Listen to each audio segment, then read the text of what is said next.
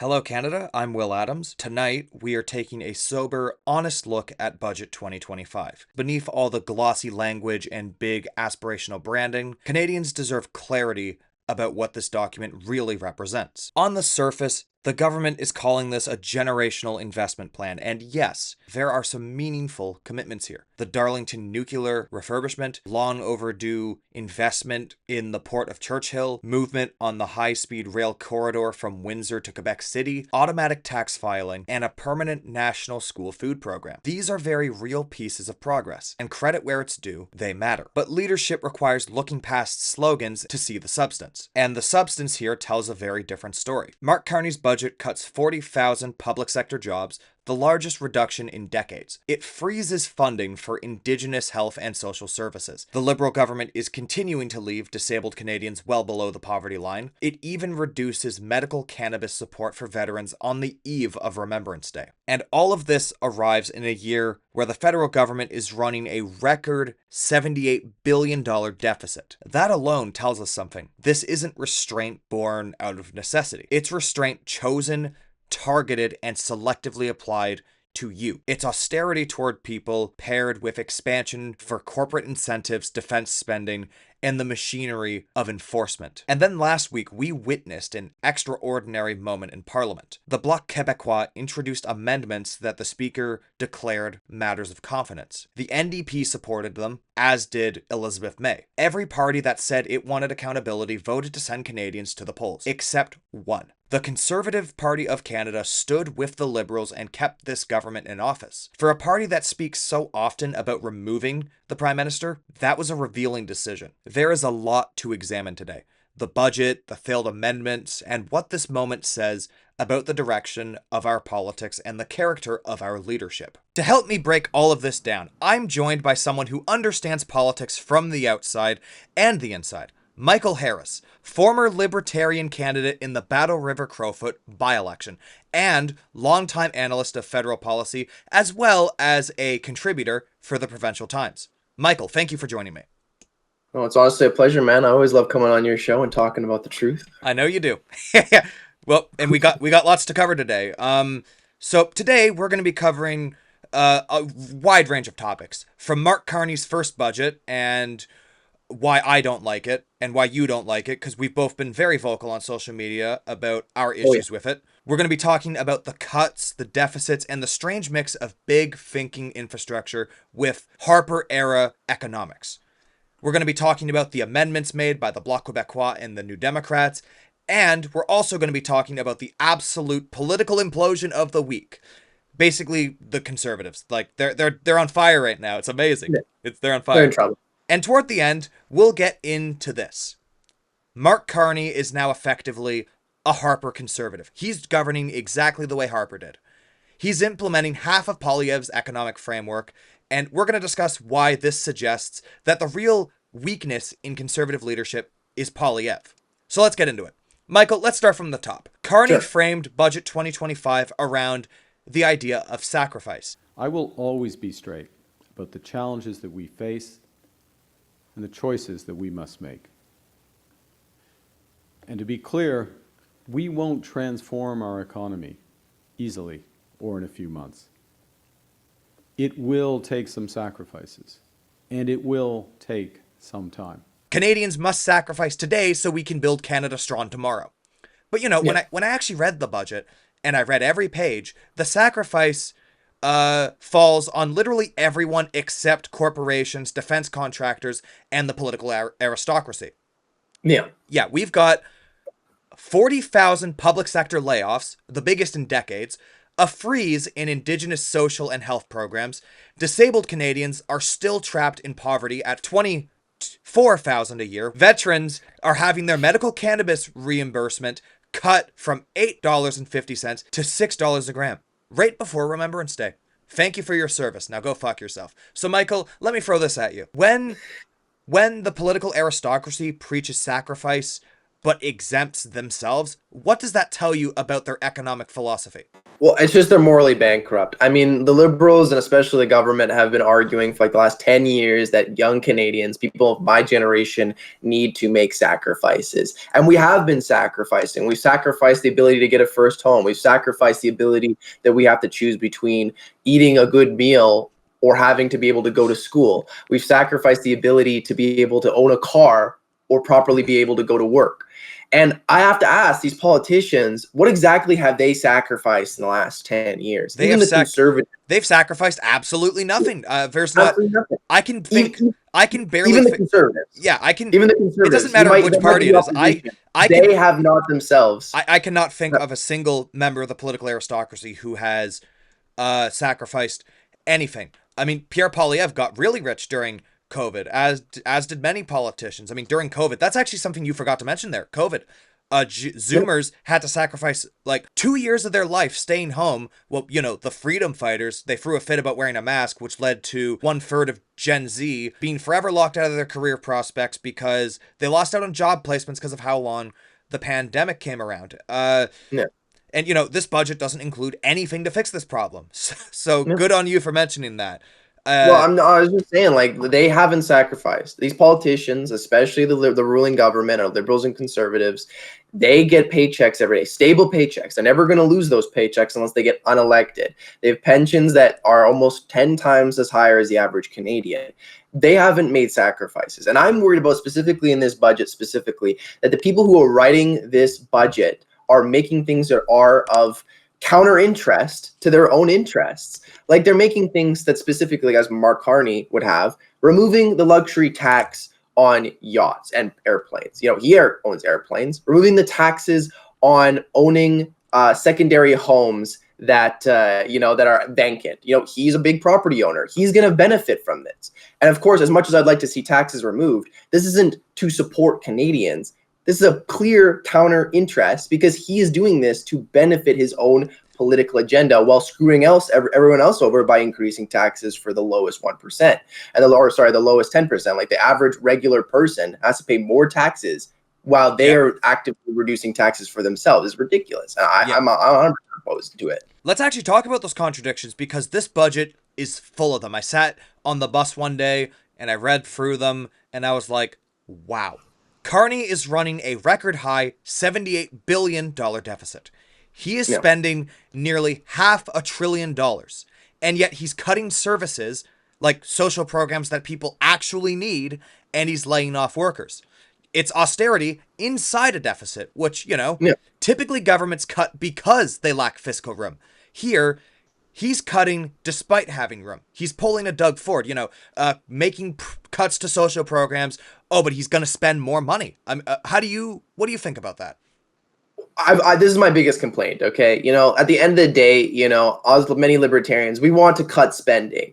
But why are you cutting spending if it literally means nothing? They argue that they're cutting spending to bring fiscal responsibility to this country, and yet I don't see it. They're still wanting to print $3 billion in this new budget within 2 months, so within this next quarter, which is ridiculous for the Canadian economy. Yeah. You have a government that is wanting to increase taxes and still not run a surplus, and yet they want to cut services across the board by 15% and not run at equilibrium. They're not even wanting to get to net zero. They're still wanting to run, as you were saying, a $78 billion deficit. It's ridiculous in my opinion. Yeah.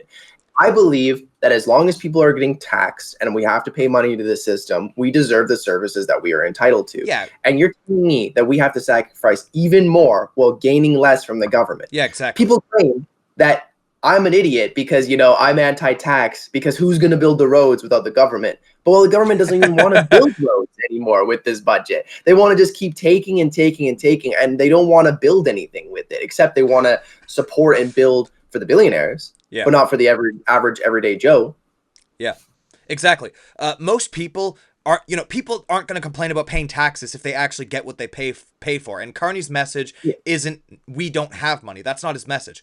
His message right now is the government should not do things.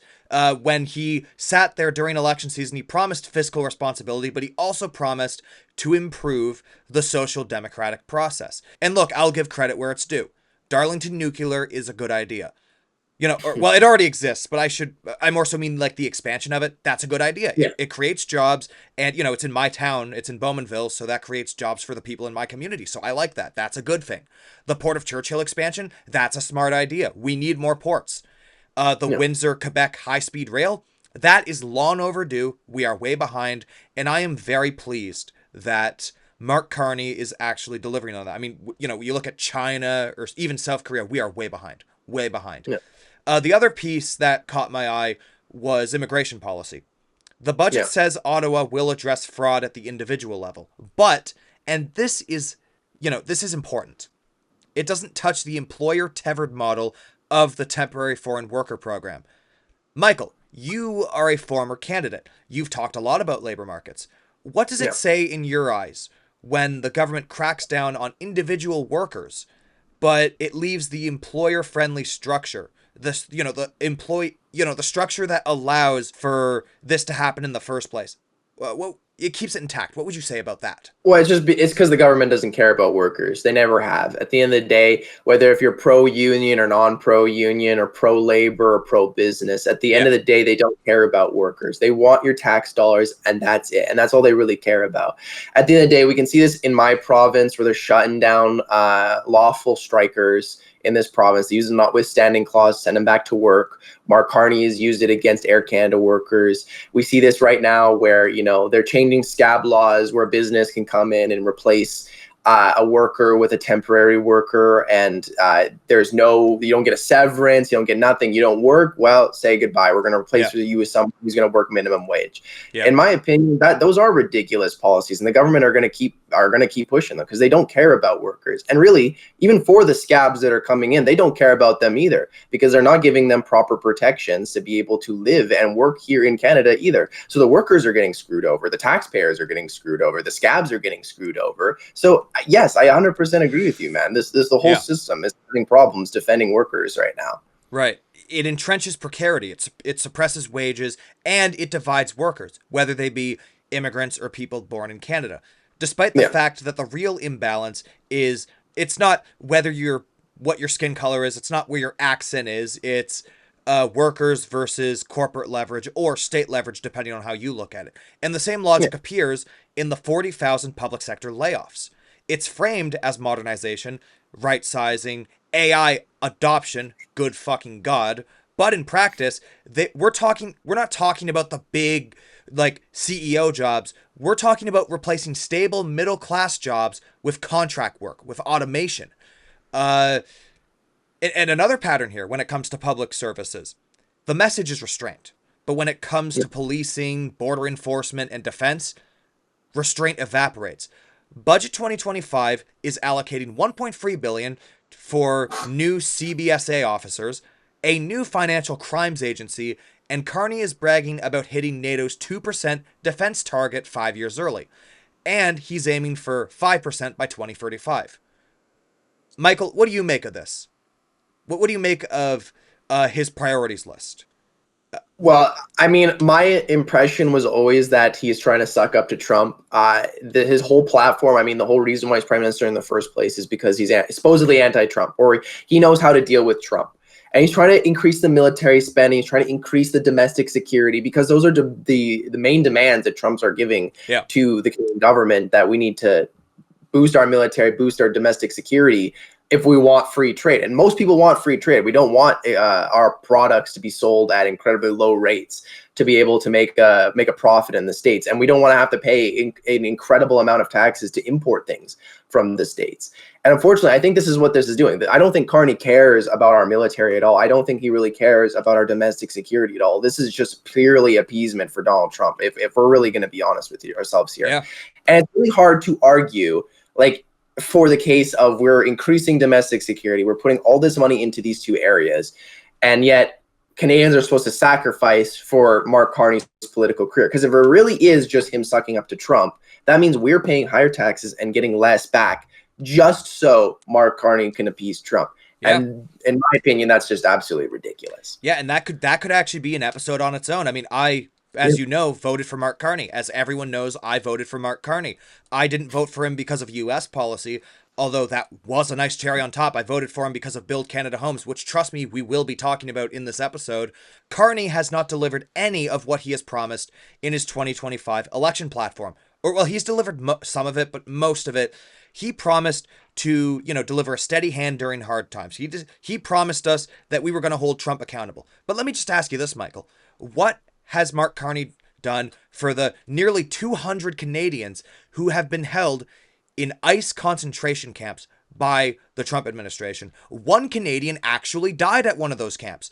Do you remember back in 2020, Michael, when this is ironic, the two Michaels, Michael Kovrig and Michael Spavor. Yeah. Remember when China took detention over them to settle a personal score with the Canadian government? And if not for the work of President Biden, they would have died. Remember that? I remember that. Remember how Aaron O'Toole, Jagmeet Singh, and Yi Francois Blanchette acted? Remember Aaron and Jagmeet telling Justin that he needs to get serious with China? His voice has been absent, Mr. Trudeau. We have not worked with our allies on Huawei. We have not stood up for the 300,000 Canadians in Hong Kong. We've not fought for the two Michaels and put pressure on the communist regime. We have not stood up for human rights. Sir, you did not show up for a vote declaring a genocide towards the Uyghur people. You didn't show up. Canada is the country that was leading the fight against apartheid. We created the UN Human Rights Code. We should be leaders for our values, sir. And you've let the Michaels down, and we have to get serious with China. If you want to let the Michaels and get the Michaels home, you do not simply lob tomatoes across the Pacific. That is what Mr. Harper tried for a number of years and didn't get anywhere. You need to engage in a sophisticated way with our allies every step of the way. You have to take the same position on Huawei, and that's exactly on steel, what we have done on every step of the time. Mr. Cyber security, Mr. Trudeau. We are out of step, and our allies are wondering where Canada's gone. Remember how it was a big scandal for the Trudeau government for years? Tomatoes might not be the solution, but I would submit humbly that doing nothing might not be the solution either. The Mr. Trudeau's record on human rights is not perfect.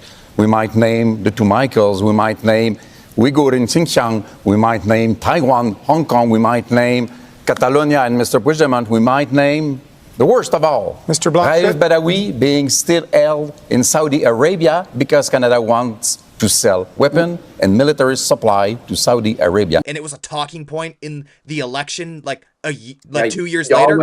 Huawei was a big deal. I remember that back in the late 2010s. But honestly, it's just because our government doesn't want to put political pressure. They're just in such a weak mode right now that they don't want to bother to put political pressure on China. But what does it say? What does it? It's like I've been thinking about this a lot lately, and I am gonna do like a whole dedicated thing, whether it's on Adams Tonight or on the Provincial Times. I don't know. I haven't figured that out yet.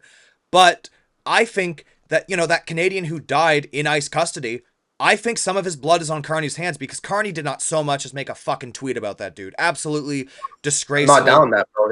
It's because our leaders are weak. They're not willing to put proper political pressure.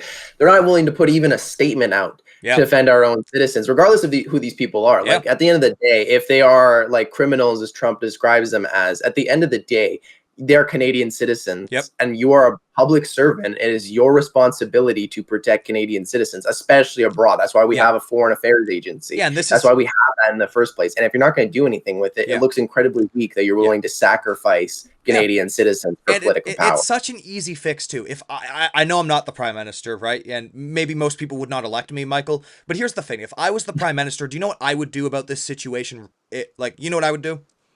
Go on Twitter. No, I would get on the phone. The little landline phone at the prime minister's desk, in the prime minister's office. I would call up Washington and I would say, Mr. President, you have exactly 1 week to return every last Canadian citizen to Canada alive and not dead. And if there is so much as a scratch on any of them, we are going to liquidate your debt. The billions and billions of dollars, it could even be trillions. I actually don't remember the number. The amount of debt that you owe us, we're going to liquidate it. We are the bank. We are repoing your shit. If you do not give our citizens back right now, you are going to have to pay back the debt, which you cannot pay back. And if you do not pay it back, we will either sell it to Russia and China, or we will come and we will partition you ourselves. East, West, Germany bullshit. That is what a real leader would do right now. even if it's Well, a bluff. let me tell you the Even if exact it's a reason why bluff. they don't do that, though, is because we're also the same way. Like right now, our economy is so buzzed. Like I keep arguing about this. Is like if we want to do something like that, we don't have the ability to do it right now because our government is so broke that it couldn't even muster defense if it wanted to. We are so far in debt that we don't have enough liquid reserves. We don't even have any gold reserves anymore to pay off our debt. And if someone comes to collect, whether it be the World Monetary Bank, China, the States, we're honestly fucked. Yep. Honestly, excuse my language, we're honestly fucked. And our government doesn't have enough money to generate any new surpluses. And we have all these 70-year bonds that are with our own people that we also still have to pay off. Yeah. So our government at this moment, it doesn't even have the liquid money to pressure Trump. I understand why he's doing it because he actually doesn't have the government right now doesn't actually have any resources at all to actually properly pressure, like you just said. But that's because of this own government's failure to manage its own finances, to actually pay off these 70-year bonds, to actually generate an income, to actually stop taking in more and more debt, to start actually building a better currency. We don't have liquid reserves. We don't have gold reserves. We don't actually have any money at all. And guess what? Trump, like I said, could very well turn that on us and say, okay, guess what? You still owe us half a trillion. Yeah, exactly. I mean, hey, buddy. we're gonna move on from this in a second. But one thing I will say is if our prime minister had some big testicles, he would be able to get away with that though, because he could get all of our allies, the United Kingdom, Australia, the entire EU, everyone who America owes debt to, and they put the thing on the table too, the ultimatum. We're gonna liquidate your debt. If you're going to have to pay us every last dime back within X amount of time. Trump would not be able to do that. It's actually crazy I'm bringing this up here because I've never gone that far with it on like Fred's, but if I made like a big series of Fred's posts talking about why I don't like Mark Carney's government, and Carney's supporters, they sat there attacking me instead of actually listening to what I had to say, and not one of them addressed the fact that our citizens are in ICE concentration camps. And have you read about those camps, Michael? We're talking dirty, filthy conditions. They're not being Have you seen the camps where they're deploying them to like El Salvador and stuff like that as well too? I think there was a Canadian citizen that got deported to the concentration camp that's in El Salvador as well too. Like that. I heard about that. I was actually referencing Alligator Auschwitz, but that one was the original one. Yeah. Yeah. They're still doing it. They're doing all of them at the same time. So it's a constant stream of them being returned. And if you go on the ICE website and look up even half these people, you won't even be able to find them because they've disappeared. No one knows where they are, which tells you something. They're probably dead. And our government America should be paying us, if more than one is dead, America should be paying Canada reparations for years. That's what a real, we should not, when Trump's gone. Their families too as well, Yeah. When Trump is gone, and when assuming Trump is gone and, fascism doesn't win and America has a better leader after that, whether it be Carney or whoever it might be, we can't let America pretend this didn't happen. We need to hold them to the fire, and, we need to reset the Canada-US relationship, not on their terms, on our terms, right? Yep. That's how I feel about that. Now, let's move on to a more fruitful topic. Climate and infrastructure. Carney's pitch is that Canada will build the clean economy of the future, as was detailed in his book, Values, which is right over there. It's unfortunately not on my desk, so I can't show it as a prop. Most of the let me try that again. But most of the funding is funneled through corporate-focused tax credits, not direct public investment as Mark Carney's book would have you believe he would want. Again, that's a choice. Mark Carney made a choice to do that. Michael, here's my question for you right in this topic. Is a private sector-led climate strategy, in your eyes as a libertarian, actually capable of building and delivering the scale of transition that Canada needs? Well, it's whether or not also that the government is even capable of completing this transaction. I think the problem is the government doesn't allow the private sector to be more ecologically friendly. Like in the case of nuclear energy, as an example, the government very much suppresses nuclear energy. That only the state and national level government is allowed to build nuclear energy. And even if it's a private corporation in tandem with the government, those permits can take literal decades before they even can start building a reactor. The problem is they don't allow private corporations to build nuclear reactors. They don't let the provincial governments work with private corporations to build nuclear reactors. The municipal governments, if there's big cities like Calgary, Edmonton, Vancouver, Montreal, Toronto, they're not allowed to work with their municipal governments. They have to go through the federal government. And if they don't, it doesn't get built. You can have federal safety standards to make sure that these nuclear reactors work well. I'm not saying you can't, but you can only work with the federal government or else it just doesn't get built. And it's a big problem when the federal government does dictate all these issues. So if they, as an example, they want to build hydroelectric dams to build more ecologically friendly areas. If the provincial government has a say-so to say no, it doesn't get built. BC is an example. I lived in BC for quite some time where a majority of the power comes from BC Hydro.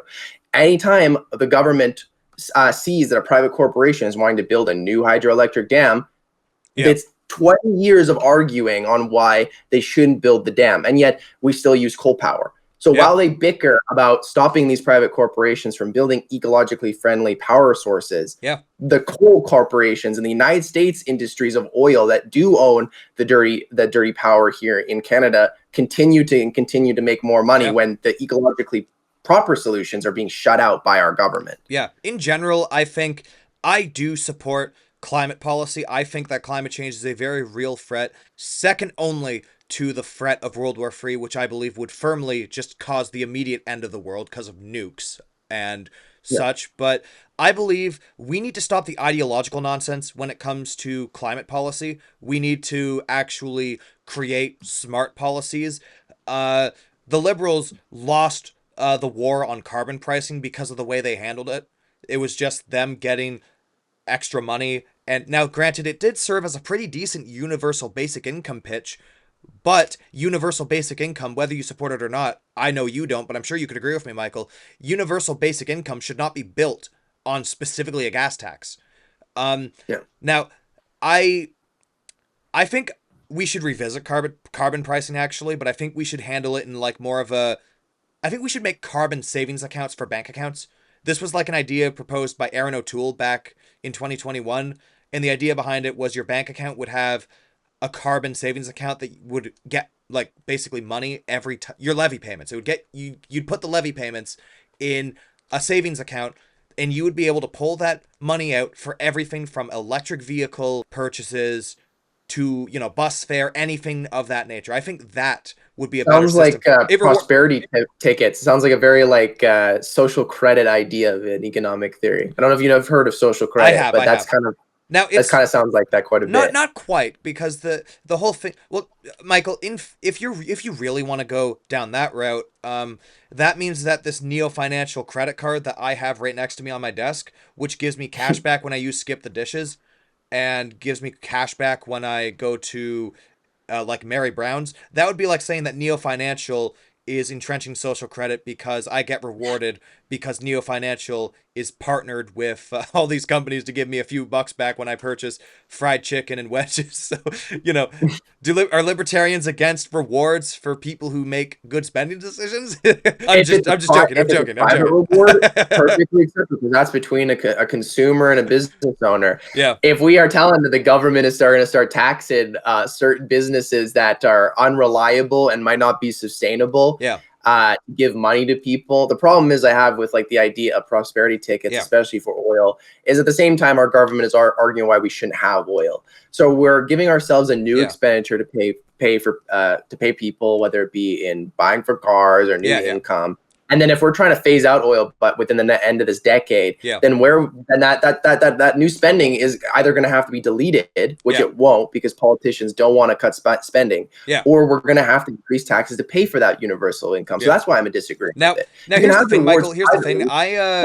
It's unsustainable. Now here's the thing, Michael. In terms of carbon pricing, my opinion is I am not in favor of corporate carbon pricing, primarily because I think there's better ways to hold corporations accountable. I mean, Mark Carney does try to do that here with we're going to give companies money if they build clean infrastructure. I do take issue with that, though, because this budget has very little to no details about the strings attached. You know, I think if any private company gets public money, there should be heavy strings attached so that way the money goes. We don't need any more SNC Lavalins or We Charities or anything like that. We don't need another ArriveCan. We don't need that. We need to make sure I mean, Ottawa's way behind on this kind of shit, and they need to get their act together so that way our money isn't going to places it should not be going. So I'm not really in favor of a corporate carbon tax. I'm more so in favor of incentivized progress with strings attached. But in terms of the whole carbon pricing thing that I just mentioned, I actually disagree with you on that because mainly because I think that there's nothing, because, it's the levy payment system, because what Aaron O'Toole was proposing was basically, I mean, he kept calling it a carbon levy, so, it's a tax. It's still technically a tax, like, if you really look at it, because it's taking money out of your, like, bank account. Well, not really, because it's going into a different account. Oh, taxation is theft. Well, Michael, it's like me and Michael actually get into debates all the time about this because I sit there and I'm like, do you like roads? Do you like hospitals? And then Michael sits there, with his, like, he's sitting in his, like, his drinking chair in front of the old fireplace with his whiskey. And he's like, we got to let the private corporations run everything. I want to live in George Orwell's 1984. More like I'll ask what roads and what hospitals. Yeah, exactly. Like I said, in Bell River Crowfoot, that neither have been built in literal decades. Yeah, and we've paid all those taxes. And your new member of parliament, instead of building the roads, instead of building up the infrastructure, we didn't get to talk about this because my initial interview with you was recorded back right before you lost that election. My condolences, but it was actually funny because right after he won, instead of holding an event in Battle River, actually introducing himself to the community, he went out to British Columbia to talk about how Amy Ham is a victim because, oh no, she was held accountable by her employers for violating her contract. The absolute horror. Oh no, I'm a public worker. I can't just make transphobic billboards. Oh no. Like, come on. The day after he had his celebratory speech, he left the riding and he hasn't came back. He hasn't come back to Drumheller. I haven't seen him in cameras. He's been gone. And I agree with you 100%. Like my new MP has done pretty much little to nothing for my riding, as I had predicted that he would leave and not actually. I'm going to come back to carbon pricing. We'll do hospitals when we need them. Yeah, I'm going to come back to carbon pricing in a second because I actually had a case I was going to make. But I just want to ask quickly, because, this is going to be a good reward for anyone who watched the previous episode. Like, does he have the same constituency office as Kirk did, or did he renew Kirk's lease? He did. It's the same one in Camrose, same office. He just took it over a different name. Same office. I guarantee he didn't even change the sign properly. He just put a sticker, like a very noticeable looking sticker. Like the same way that when you reuse a lawn sign for an election, you put a sticker over the word elect and put re-elect. It's like that, but instead of Damien Carrick, it's Pierre Poilievre, but he did a really poor job, so half of it still says Carrick. Is it like that? It's really funny. They reused Pierre Poilievre signs from Carleton and brought them here. Oh. You know those election signs that you might have seen that are on like the wood boards and that they have like the big poster? They have that on the roof of the constituency building. So you can't miss which building it is when you're looking for it. But the reason why I know it's an old one is because it has the old conservative logo on it. It doesn't have the ocean under the maple. It's You're the kidding. old one from Aaron O'Toole. So it's an old sign. It's not even the proper sign. It says Pierre Poilievre on it, so it's it's a legit sign, but it's not the actual party logo, which makes me think that it was a reused sign. It was from back when he was running in Carleton. You do realize back when he was running in Carleton recently, and he lost to my boy, the Bruce is Loose. You do, yeah, the Bruce is Loose. I love that guy. I respect Bruce Fanjoy just purely about the fact that he clearly cares about his community. So I, at the very least, respect him. Right? I think he deserves respect because he cares about Carleton, which is why he won. But still a politician. It doesn't matter. I think he deserves a little credit, just a little bit. But he deserves credit that he beat Pierre Poilievre, but he's still a politician stealing my money. So, but when the Bruce himself was running against Pension Poilievre, Poilievre was using conservative lawn signs he was reusing them from as far back as the sheer Harper days because he had that logo. It's like, yeah, he's getting the new signs, but he's still reusing the old signs and collecting them. And we could probably have a whole episode, or I could, or whoever could. There could be a whole episode on the party logos and discussing every single party in registered history, because I remember JJ McCullough did one, but it wasn't properly comprehensive because it only covered a few. Like, my boy didn't discuss the Direct Democracy Party of Canada, that witch. I'm going to burn him. But back to carbon pricing, I think the thing that made Erin O'Toole's idea a lot better than Justin Trudeau's idea was the fact that it's not so much social credit because it actually rewards people, because it's not just for people who buy green things, it's for people who, who are like, gas. It's rewarding people, you're buying gas, and it's not punishing the middle class directly. It's giving them the ability to reward themselves as they see fit. So, and there was also the idea of building hydrogen-powered cars, which I absolutely agree with. There's nothing in this budget about hydrogen-powered cars, and we need them because, well, first off, with trucks, the Tesla Cybertruck isn't even a truck. It's just an ugly-looking Tesla car. I mean, electric vehicles at this point, I mean, they might be good for civilian travel, but do you think a Tesla can lift heavy things in a trailer? No, it can't. Do you think it can go over the Rocky Mountains? No, it can't. I've seen It'll chug. gas-powered cars break down on that mountain. I wouldn't want to see an electric car go through that. Teslas actually chug a lot more than gas cars when it comes to carrying weight, so a Tesla would not be able to drive up a mountain. Hydrogen is cleaner than an electric vehicle. I also do think that we need to revisit the whole thing about EVs having buttons instead of handles, because there was Xiaomi, which is like a cell phone and an EV maker. There was this whole situation in China where I don't know if you heard about this, Michael, but some dude ended up dying a very slow, painful death. He was burned to death because he couldn't get out of the car because the car shut off because it was on fire and the button didn't work. I think it's aesthetically nice, but I would not want to drive one myself because of that. I think we should have an option for regular traditional handles. Elon Musk has never been the best designer, and obviously, like I said, if it's costing people's lives, obviously, it's absolutely freaking horrible. But at the end of the day, it needs to be changed. Yeah, you're right. It just got to be changed, man. Now, Donald Trump, he's not going to do anything about that because he's going to be asked about the fact that, hey, your old buddy Elon Musk, his cars are killing people. What do you think about that? And then he'll sit there and he'll be like, we're making America great again. Because that's what he does. Like, he's like, the CNN's sitting there and they're like, why are you acting like Hitler? And then he'll be like, you guys are calling us Nazis because you want to kill us. It's so unfair. We're making America great again. Like, that's basically his response to everything. Like, Trump, why didn't you wipe your ass in the bathroom? Oh, we're making America great again. It's like that for everything. But I obviously don't share your opinion on carbon pricing purely because I do think the government should reward people when it makes good decisions. Now, I don't think we should be sitting there doing things like, you use too much electricity. We're going to shut off your power for the month. We're going to freeze your bank account. Nothing like that. I don't want that. I think that's a stupid idea. And I think it only hurts the middle class. I don't want policy that hurts the middle class. That's the thing. I don't want policies like that. I want policies that benefit everyone. And that's the thing with Erin O'Toole's idea and his approach to it was he was actually going to, his approach to carbon pricing was actually a good idea. Now, of course, the Liberals lost the war on carbon pricing because of the way they handled it. And that's just kind of the world we're living in right now. They lost the war on carbon pricing. And it's likely, like with electoral reform, it's not going to come back for quite some time because it's already got like a lot of negative attention towards it. Now, Michael, let's get into the political earthquake of this week because this one has shocked everyone. Sure. Okay, so first off, that one guy, bald guy with the big forehead, I don't know how to pronounce his last name.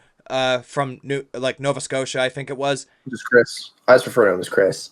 He ended up resigning from Poilievre's caucus because he got kicked out, and he's now a Liberal. Yay! Nope. He's a Liberal now. Another MP ended up resigning, not from the Conservative Party, but from Parliament altogether. And here's where it really becomes funny. The Bloc Québécois brought forward amendments. I don't remember exactly what they were. It was something about, I think, senior spending in this budget and climate and Quebec, the Bloc stuff. Yeah. And these amendments, House Leader Stephen McKinnon was clear. This amendment passing equaled an election. The Bloc brought forward the amendment. The Greens voted for him. The NDP, who propped up the Liberals for the past 2 years, voted for it. And they were like, it's never an election. And who crossed the aisle to back the Liberals? The Poilievre Conservatives. Yes. Pierre Poilievre's Conservatives. Michael, you've run in elections and you've watched leaders posture. What does it tell you that Poilievre, the guy who chants verb the noun and sits there and says we need another election, what do you think it says about him when he took yet another pass on one actual chance to get rid of Mark Carney? It's the same reason why you call him Pension Poilievre. Yeah. You know, I complained about this during the election. You know, I complain about the Conservatives a lot, and I concern with the Liberals a lot, and it's because they deserve equal amount of hate, in my opinion, because they're a uni party. At the end of the day, their main and one objective is to get reelected so they can get more money in their own pockets, whether it be their own pension, their $2 million pension, or even higher if they become a cabinet minister or the prime minister, or to appease their caucus and get them paychecks and pensions. That's what they want. And right now, everyone's on edge on who's losing, who's going to lose their seats, if we're going to have another election again and again and again, and who's going to lose out, who's going to lose out on their pension here. And for Pierre Poilievre, it's a pure political move because he doesn't want to lose, because if he loses a second election, he's going to lose his leadership review. He's not going to be the leader anymore. He's going to lose Stornoway. He's going to lose all these new benefits. He wants to become Prime Minister of Canada, which will never happen.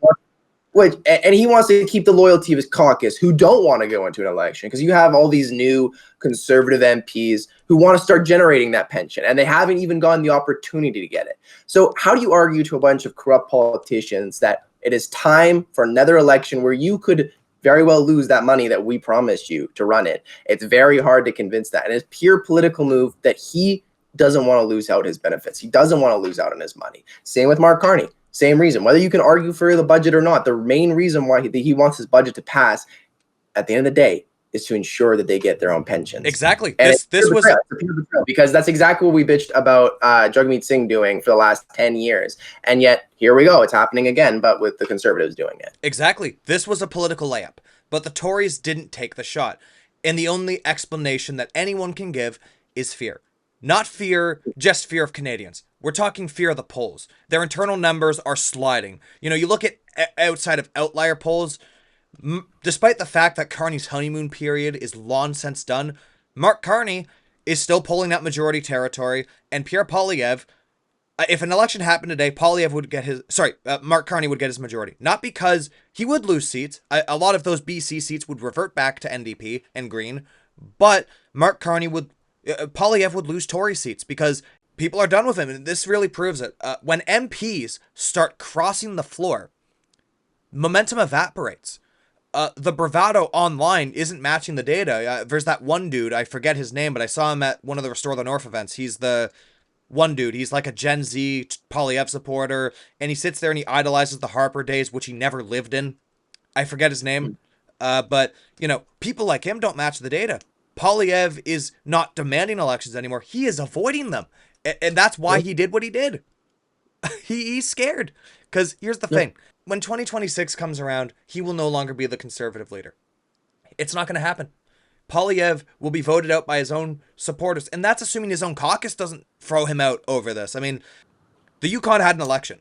And the Conservatives, technically. Yes. Ontario had an election, and Islanders even voted for the Conservatives. Free elections this year provincially. Free Tory victories provincially. The issue is Pierre Poilievre. You can't blame, CBC's pushing a narrative, they're dividing people. No, it's all Poilievre's own doing. Poilievre has done absolutely nothing for the Canadian people. 2 decades in Parliament, not a single bill passed.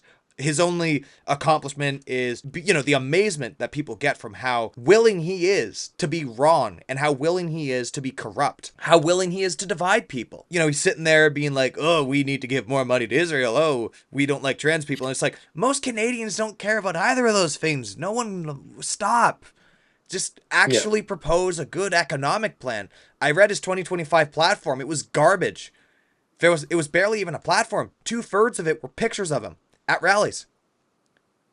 Now, here's the part, Michael, that I know people on both sides will debate. Budget 2025, its fiscal anchors, its productivity agenda, its corporate tax incentives.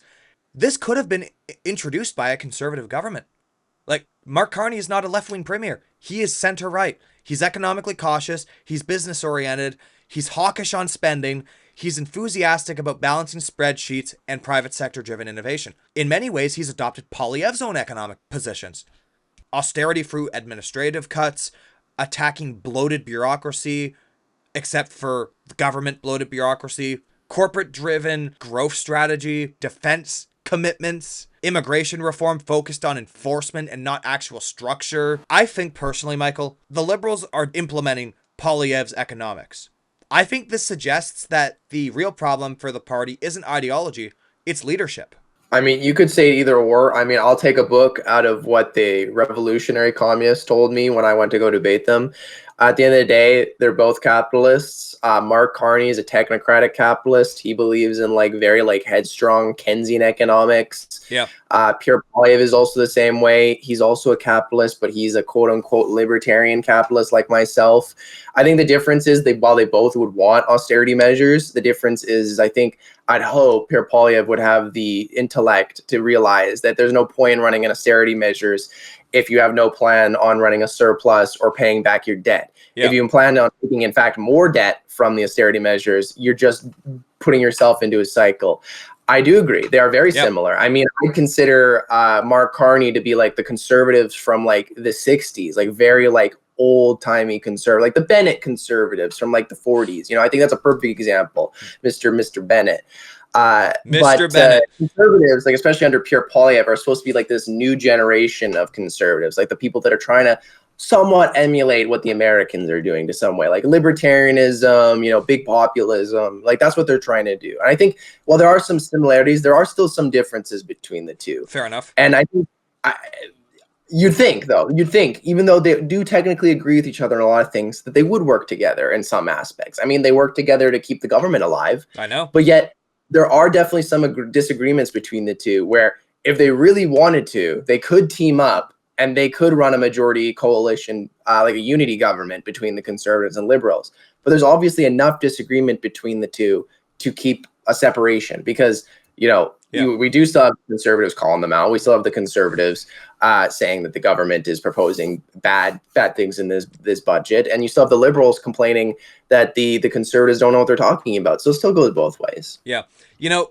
Mr. Bennett, you make it out to be like you like Mr. Bennett, you despicable creature. I don't like Mr. Bennett. I'm just saying, historically, Carney sounds a lot like Mr. Bennett. Oh no, you love Mr. Bennett. You sit there. Your fun fact, everyone. Michael, one day we were at a bar, and he comes up to me. He's all drunk, and he's like, "Oh, William, I love Mr. Bennett," and then he throws up on my shoe. That's kind of the dynamic we got here. Never met in person, by the way. He's an Easterner. He lives in Ontario. That is a complete lie. Michael Harris is recording his camera in my basement. That's what we're doing here. But fun fact about Mr. Bennett. During the Great Depression, because of Bennett's terrible handling of the Great Depression, snow was called a Bennett blanket because, everyone was homeless and cold and Bennett blanket. So we should start calling snow a Carney cloth. I think we should start doing 100%. That. We got to give the Carney cloth. It's going to be snowing. It's like, oh, fuck, Carney cloth. I think that would make sense. I mean, like I said, it's the same technocratic principles. You still have the capitalist tendencies of Bennett. He supports private property, big investment into big businesses, but they still have this weird obsession with a technocratic capitalist system. And I just don't understand it. They want direct economy so much so that you're putting people on austerity at the same time that you want direct control. And it's just a bad mix. It's honestly just a bad mix. Because like I said, my libertarian belief has always been if you have austerity, you got to let the people rebuild their lives with the austerity. You can't stab them while you're already pushing them to the ground because that's pretty much what they're doing. That's what austerity plus direct control is doing. You're taking away, like you were saying, you're taking away a blanket from a homeless person who's living on the street while also dumping fresh snow on them. That's literally what they're doing right now with this. So like I said, Carney cloth.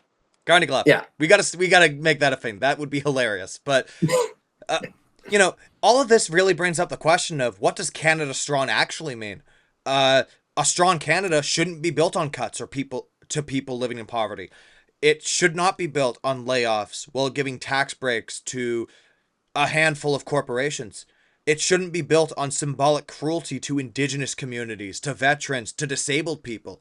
I think that all of that's completely disgraceful. I mean, if we have enough for Mark Carney, Pierre Poilievre, and the Governor General to live in free, separate, taxpayer-funded mansions, we have enough to give disabled people born with disabilities more than $200 a month. That is, the fact that that is considered acceptable by the Liberal Party is absolutely disgraceful. Well, let me propose something to you, Will. How do you feel that a week, actually, it's not even a week anymore. We're pretty much 5 days before Remembrance Day here. We're pretty much less than a week away towards Remembrance Day. And in this budget, so many provisions that are anti-veteran, wanting to take away disability benefits, lowering the pension, increasing taxes on that pension that veterans are paying. If a veteran is working another job outside of his pension that he's collecting right now, he might as well just not even have the pension in the first place because he's going to lose it all in taxation now. And it's kind of, in my opinion, it's an insult, especially right before Remembrance Day. Like, I wear this poppy because every single member of my family, since we've immigrated to Canada, has fought to defend this country. And while there's not many of my family that's still alive that were veterans, at the end of the day, they would be absolutely ashamed that our government is trying to say, we're here to defend veterans. We're here to support them. We're wearing the poppy in Parliament, guys. But you know what? If you lost your leg in Afghanistan, you better learn how to use a peg leg. That's an insult, in my opinion. And they keep telling people, you know what? When Mark Carney says, you know, we have to make sacrifices, he's not just talking to my generation. Clearly, he's also talking to veterans to make even bigger of a sacrifice than just serving the country. They ask him to sacrifice the dignity they have here back at home. It's ridiculous. You can't cut spending and increase their taxes on these people because they can't live. Any life that they've been able to scrounge together back here in Canada is just being destroyed every single day, and it's an insult. You came from a military family? I did. My family originally came from Europe, from Denmark when, Nazi Germany invaded Denmark. My family was trying to flee because, as Lutherans, we were one of the groups that were put in concentration camps. Obviously, it wasn't as big as Jewish people, but we fled the country because we knew what would happen. We saw what happened to our German family.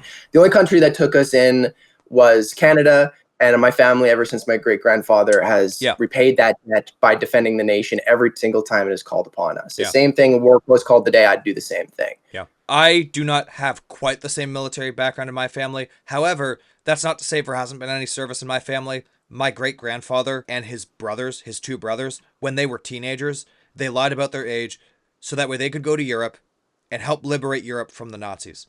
They did not do that so that way, because someone told them to. They did so because fascism, the Nazis, were a genuine evil that needed to be stopped. They helped save the world, and their sacrifice will always command my respect. That's why I hate Eve Engler so much. I do not like Eve Engler.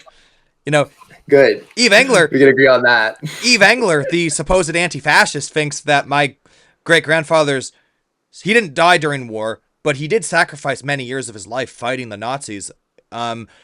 He thinks that my great-grandfather's sacrifice is chauvinistic. How shameful. Like, come on. But I don't know if this will be a podcast or if this will be a Provincial Times piece, but I actually have a lot of opinions on Remembrance Day. I'm not the Eve Engler kind of, it's chauvinistic, it's white people, not that. Shut it down. The brave women and men who served our country from World War I to today. I mean, you can have objections to some of those wars, sure. I mean, the war on terror, we did that was all for nothing, but the people who did that were very brave, courageous, heroic people. Then they did save lives in some cases, but I've noticed this big issue with Remembrance Day, and I don't know if you'll feel differently on it. It's okay if you do, but ever since 2019, there's been this issue. I notice it more on the political right. They have politicized poppies, completely politicized them. Obviously it started with Don Cherry with the "You People" rant that he did, the very infamous one that he did about it, and he was singling some people out. That year it wasn't just immigrants though. For 1 year they actually tried pulling that rainbow poppy hoax. Remember that? Remember when that one... I did hear about it. I never saw it in person though. I was, people talked about it a lot, and I was like, I was expecting to go in the Walmart and see it, but never. That's because it was a hoax. Like it all started because like this, I think this Andrew Scheer conservative told a lie on Twitter about their niece getting one from school. But like, no, it didn't exist. Well, the pictures did exist, but they were created by some artist on Tumblr. It wasn't some widespread thing. Because of the fact that that was more easily debunked, they stopped sharing that, but they continue to share it in regards to immigrants. They talk about immigrants not wearing them and it eroding Western culture, yada yada.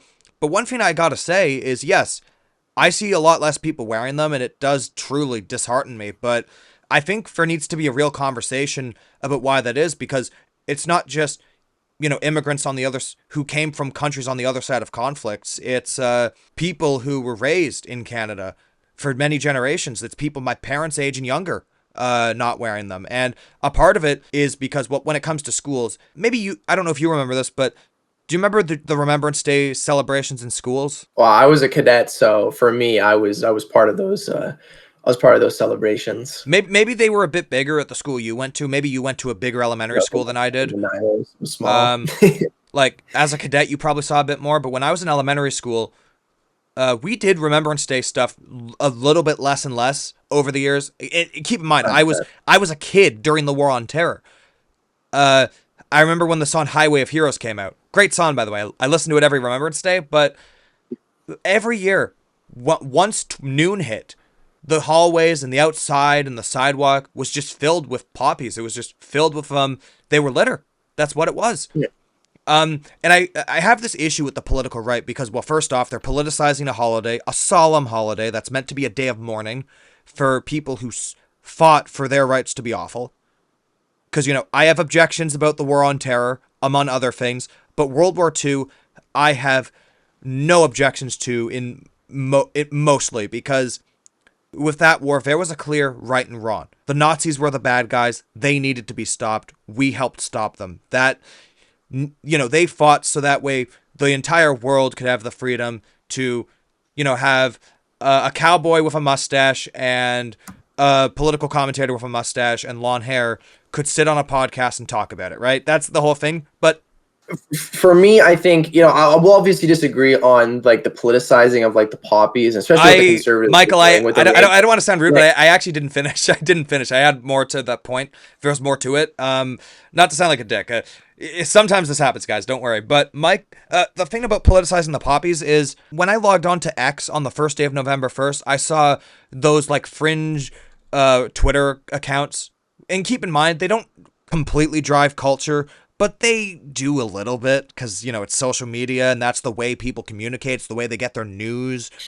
And unless they use Meta because, Bill C-18. I hate that bill. But I love Meta. My main platform is Instagram. So if your first thought on Remembrance Day is to actually make a tweet about how you hate immigrants, if that is your first thought, I think you're a piece of shit because most of the people politicizing poppies do not give a shit about veterans. And how I know this is because with this Carney budget, which makes cuts to Veterans Affairs, they didn't say anything. They didn't say anything a decade ago when Stephen Harper left $1 billion for Veterans Affairs left unallocated. And I think that's a part of the issue of poppies too, with why people won't wear them, is because, well, half of it is the politicization of it from the radical right and the right-wing establishment media. But the other half of it, the bigger half of it, is it's become, unfortunately, and I hate, it kind of hurts me to say this, I wear one for personal reasons, right? But for most people, it's become a very shallow symbol. I mean, we're told to wear a plastic flower, but what good is that symbol when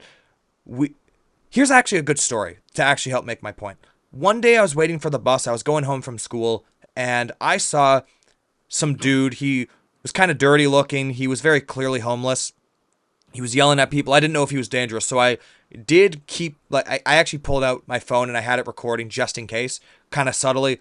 But, he was talking about war, and he was talking about, Ukraine, and then I turned my phone off, and I realized what it was. And I sat down and talked to this man, and I comforted him for as long as I could. And I realized something. This gentleman went over to Ukraine. He went over to Ukraine to help fight for Ukrainian democracy, and, the government was doing nothing for him. He didn't fight in the Canadian military, so he wasn't eligible for any veterans benefits. He was homeless. He lost his home in the time he put a pair of boots on and went to Ukraine. That man's a hero.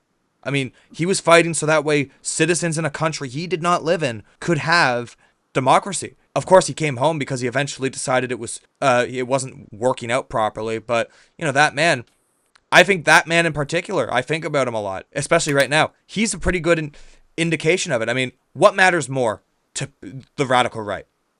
A plastic flower, or actually making sure our veterans have a roof over their head, have jobs? I mean, many of them, that man clearly had PTSD.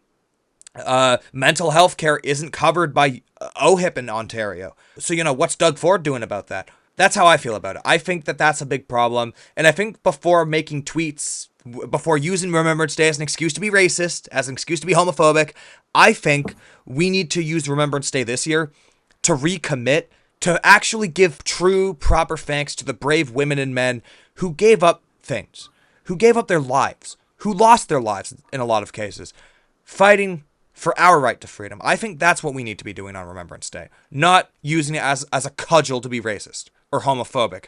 Because here's the thing.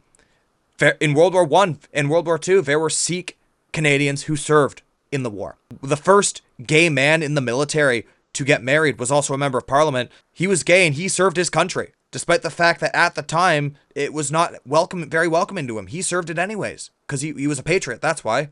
Remembrance Day should not just be, it should be for everyone. It should be for everyone who served for our country. And that's not the conversation they're having, is it? I'm not even looking at notes here. I'm just saying how I feel about the matter. I know you want definitely a long rant with that one. Look, I haven't say about Remembrance Day politically. Yeah, is just this. Yeah. Okay, I don't care about the poppies. As someone who sometimes I got the Garden Flag behind me. Some people might consider me part of the radical right. I don't care about the poppies. Yeah. I agree with it. It's a symbol of remembrance. It's a good opportunity to donate to the Legion. I do it every single year. Yeah. I donate to the Legion directly. I don't go to Walmart and buy it. The problem is about making Remembrance Day political. It's already political. Whether or not the veterans want it or not, the politicians want it to be political. They want it to be. And now more than ever, it's political. Yeah. Because now they use it as an excuse to gain political power. Like I said, they go into parliament. Everyone's wearing a poppy. I saw the fellow Gen Zer that's in parliament right now say 6'7" while they have the poppy, while talking about why they're cutting veteran benefits. It is political because it very well directs what is happening with these veterans. These people, like the people that have, that are disabled and in wheelchairs, those that are reliant on pensions, those that don't have an income or have a dual income. They have the pensions plus they work. Yeah. The government does health care is because they want to mingle with what the veterans are doing constantly, what they can say, what they're allowed to work for, what money are they allowed to bring home, what support are they allowed to be provided for by the government. And this is an issue. It's a political issue that's existed for decades because you have the conservatives. They weaponize veterans for their own political benefit. They claim that they are the veteran party of Canada. The Liberals do the very same thing where they claim to support veterans while cutting benefits. It's just like it goes both ways. It's been political for the longest time. Obviously, other people will use it to push other agendas outside of veterans. It's not even associated with veterans. Like they'll push anti-LGBTQ, anti-immigration and policies. Absolutely ridiculous. I think it's horrible because it has nothing to do with that. However, it is political, and we have to realize it has become political, and we need to be able to fight for our veterans because it is political. And a part of the reason I feel this way is back in 2023, I read this really good piece. I'll have it linked in the description of all episode of whether you're listening or watching this on the provincialtimes.ca. I think you should listen to it there so that way Will Adams can make more money, On the Provincial Times, I get a bigger cut, so listen to it there. But if you want to listen to it on Spotify or Apple Podcasts or YouTube or whatever it might be, if you truly just need to do that, I'll have it in the description there. But I read a piece from some dude who, if I'm not mistaken, he's been in I think it was a he. I will put on-screen corrections if I'm wrong on that. But this person was talking about how their family has been a military family for generations, and they're not. This was written in 2023. They weren't wearing a poppy because of the fact that it was being used as an excuse for ultra-nationalist bullshit. While actual veterans who need actual services, who need things from the country still, how they've just been left behind, and how this person decided they're done with it. They think it's a hollow symbol, and while I will still wear one for my personal reasons, you know, even my great-grandfather had experience with that. After World War II, he became a bus driver for many a year. He eventually made good money. He wasn't rich, but he made a good living off of being a bus driver. In like the 70s or 80s, his veterans pension was actually cut because they deemed him making too much money. This was like, I think, when Mike Pearson would have been the prime minister, who is my favorite prime minister, by the way. I love Mike Pearson.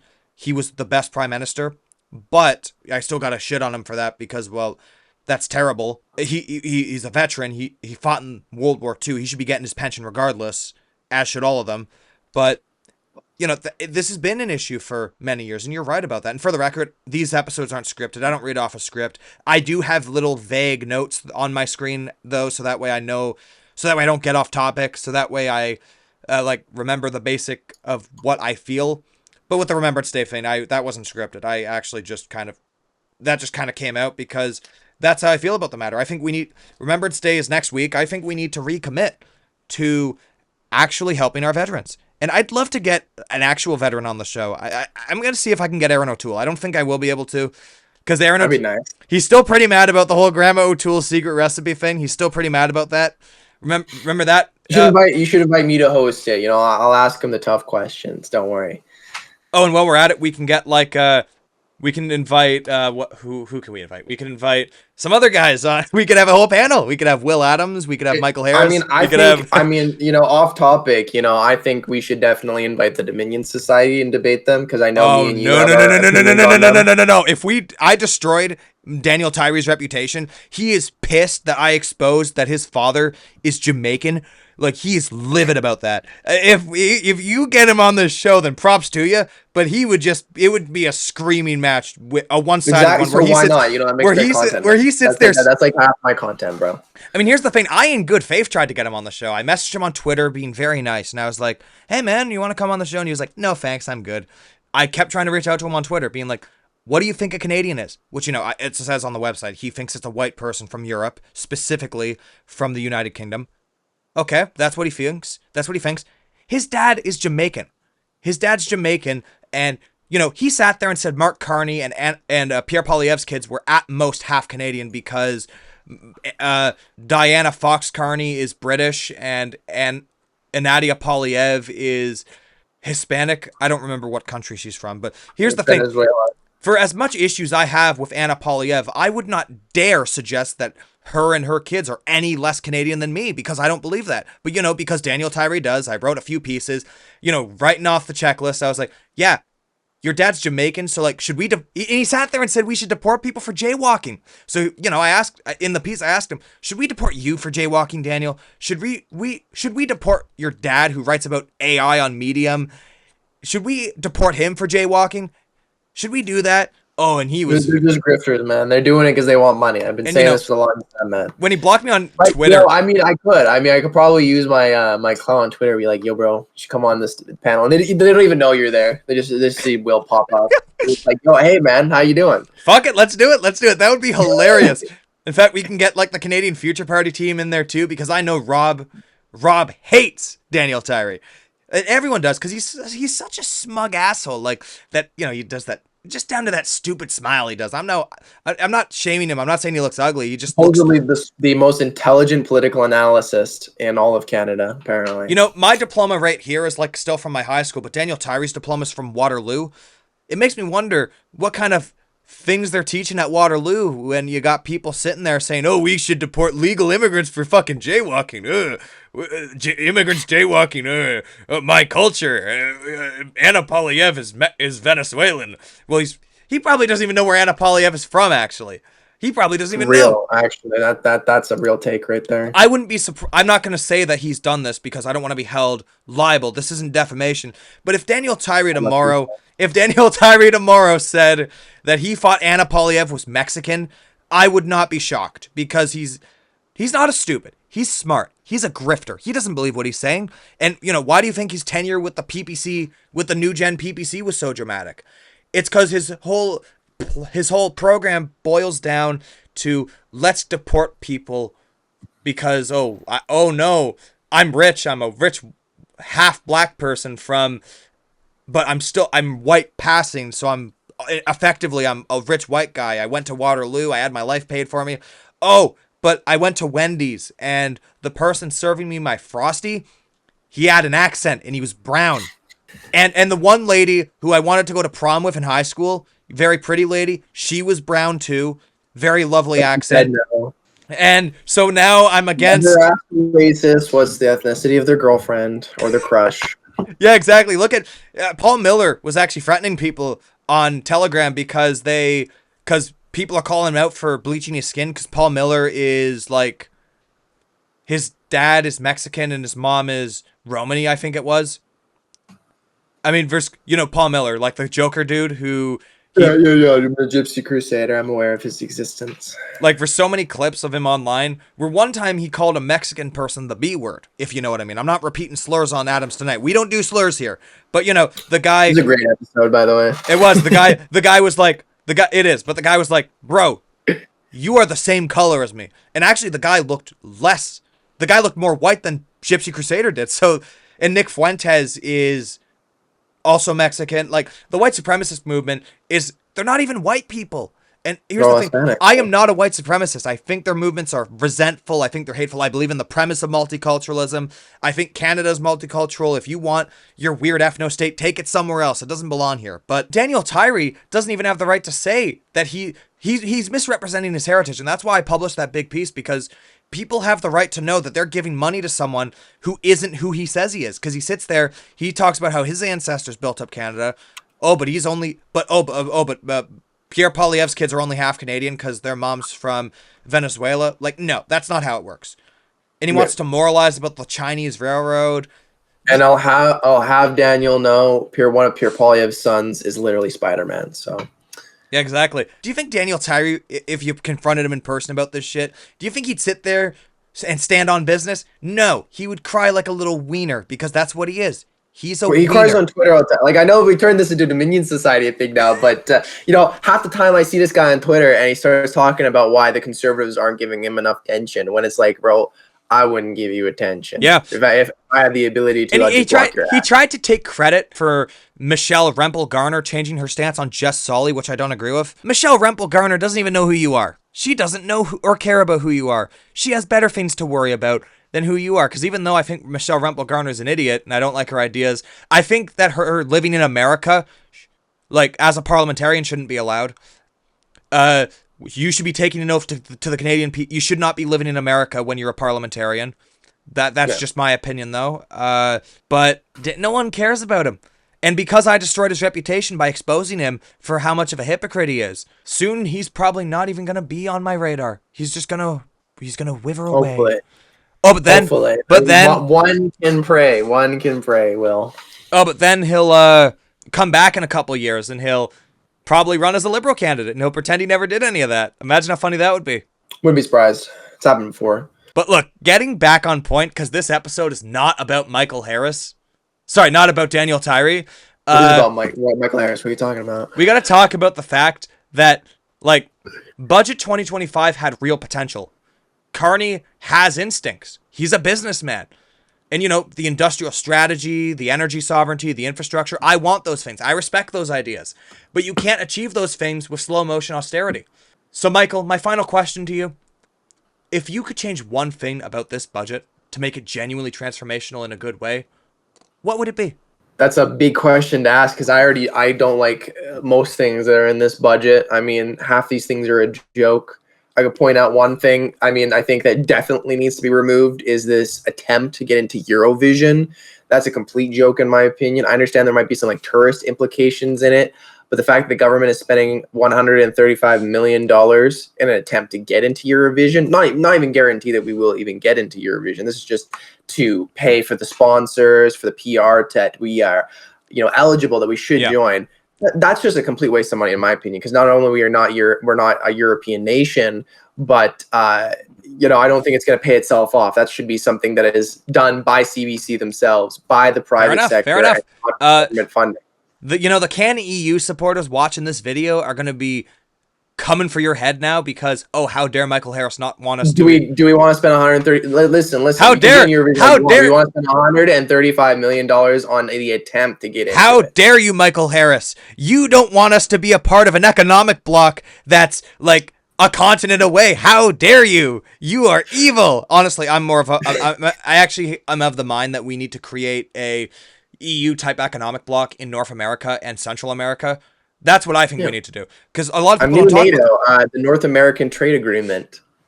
like a lot of people sit. No, not a trade agreement. Like we're talking like a full economic bloc, like the EU for Canada, Mexico, Central America, the Caribbean, all those nations. We won't invite America until they play nice. But that's what we need to do because here's the thing. It's more practical. Those countries are right there. Like, I get it. We need free trade with the EU. We do. We need strength. We need a strengthened relationship with the EU. Absolutely. And I understand where the can EU people are coming from, but I do not see it being something plausible. But this isn't even about trade. Like I said, you can put a provision in there saying that we're going to spend money in an attempt to woo European politicians for free trade. But that's not even what this is. This is Eurovision. This is a damn a dress competition. It's like we're trying to get into the Oscars. It's like we're going to spend $200 million to get Canada into the Oscars.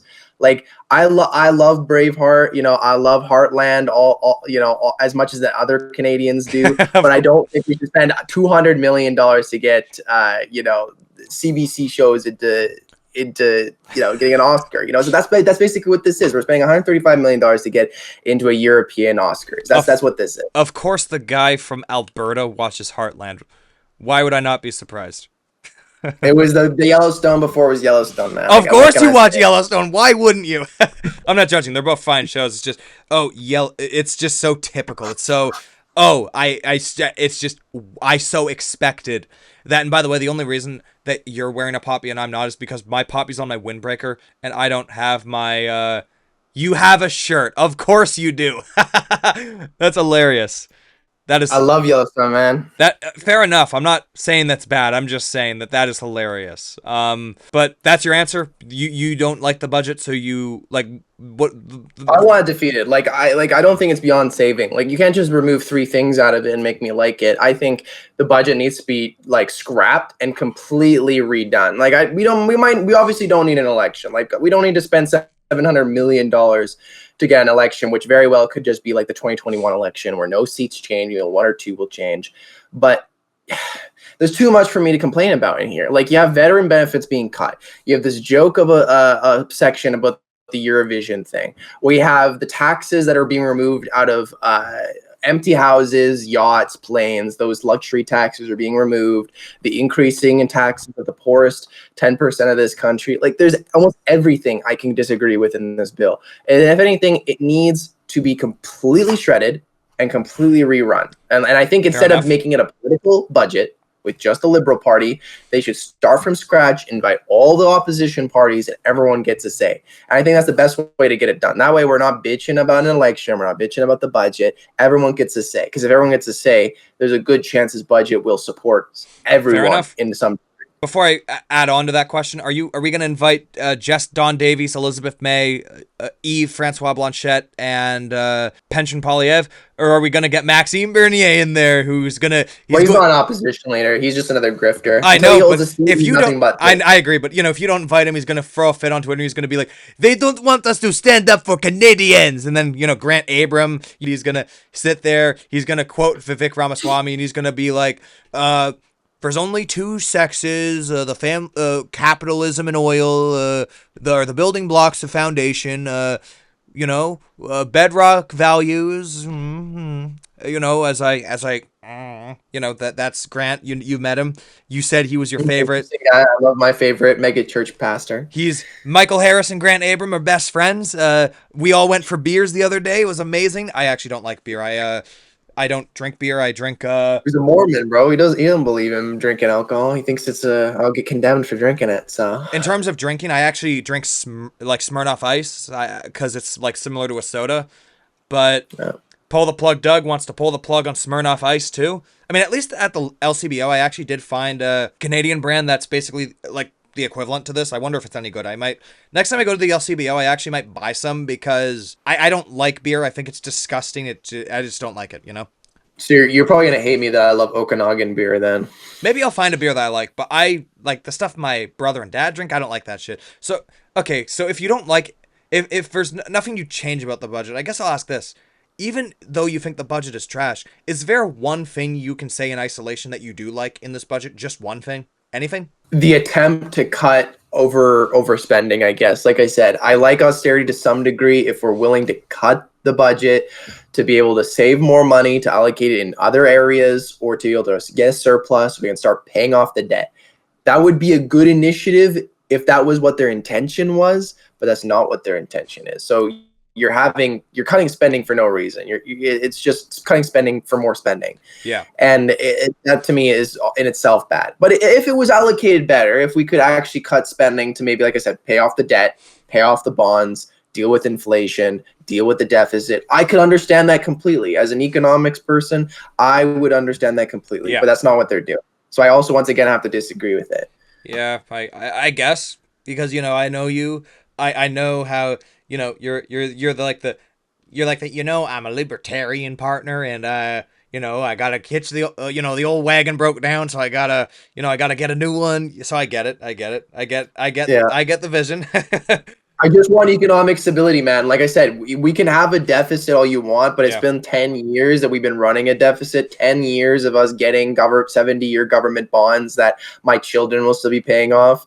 We're increasing the deficit every year to a new high. You know, I thought it was going to be 50 billion in this new budget, but you know, I was wrong, and it was actually almost double that, and now it's 78 and almost close to 80, depending if you count money printing. That's ridiculous, man. Like, I'm sorry, like that doesn't even come close to economic stability. That's just, we're investing and hoping to God that it pays back, because if it doesn't, we won't have the money to pay it back. Well, yeah, you know, our economic program, like the thing we support, is obviously different. I mean, you're a libertarian. I'm a social democrat. Very socially progressive. You're more center right, not quite as center right as a lot of other people I've met, but you're more right leaning than I am. But you know, we do more right leaning. We do agree on quite a bit. Like the political aristocracy, we do agree that we need to cut the head off of it. We need to replace it with something better, which is why I support direct democracy. If I were to run for municipal council in the Durham Regional Council elections next year, I would run a campaign. Well, I wouldn't be able to say direct democracy because I'm not the mayor, so I can't implement stuff like that. But I can push for participatory democracy. And I can put it under like a whole lens where I say, I'll take you to lunch. You can tell me about your petition personally, and I will propose it to, the Durham Regional Council. Michael, thank you for joining me today. This was like a very dense one, but it was important. Budgets are values. Good luck editing this. I know. Quite a lot that we have discussed today. Budgets are very important. And I think that Budget 2025 revealed much more about Canada's political direction than any poll ever could. To everyone listening, thank you for spending part of your night with us. If you enjoyed this episode of Adams Tonight, share it, leave a rating, comment, and subscribe, and send us your thoughts. And with that being said, have a good rest of your night.